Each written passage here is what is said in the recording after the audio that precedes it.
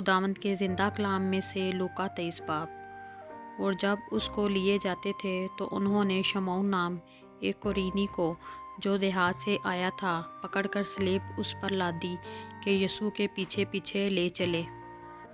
और लोगों की एक बड़ी भीड़ और बहुत सी औरतें जो उसके वास्ते रोती पीटती थीं, उसके पीछे पीछे चलीं। यीशु ने उनकी तरफ फिर कर कहा, ऐ यरूशलेम की बेटियों, मेरे लिए ना रो, बल्कि अपने और अपने बच्चों के लिए रो।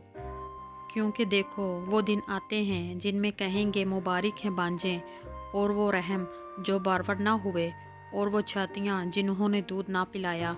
उस वक्त वो पहाड़ों से कहना शुरू करेंगे कि हम पर गिर पड़ो, और टीलों से कि हमें छुपा लो।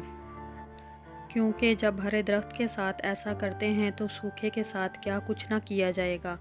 और वो 2 और आदमियों को भी, जो बदकार थे, लिए जाते थे कि इसके साथ कत्ल किए जाएं। जब वो उस जगह पहुँचे जिसे खोपड़ी कहते हैं, तो वहाँ उसे मसलूब किया, और बदकारों को भी, एक को दाहिनी और दूसरे को बाईं तरफ।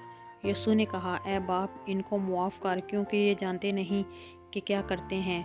और उन्होंने उसके कपड़ों के हिस्से किए और उन पर कुरा डाला। और लोग खड़े देख रहे थे, और सरदार भी ठट्ठे मार मार कर कहते थे कि इसने औरों को बचाया। अगर ये खुदा का मसीह और उसका बरगज़ीदा है तो अपने आप को बचाए।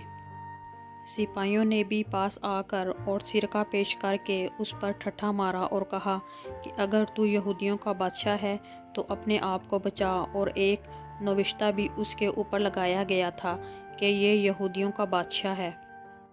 फिर जो बदकार सलीब पर लटकाए गए थे, उनमें से एक उसे यूं ताना देने लगा कि क्या तू मसीह नहीं?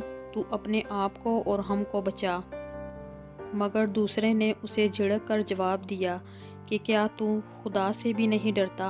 हालांकि उस सज़ा में गिरफ्तार है, और हमारी सज़ा तो वाजिबी है, क्योंकि अपने कामों का बदला पा रहे हैं। लेकिन उसने कोई बेजा काम नहीं किया।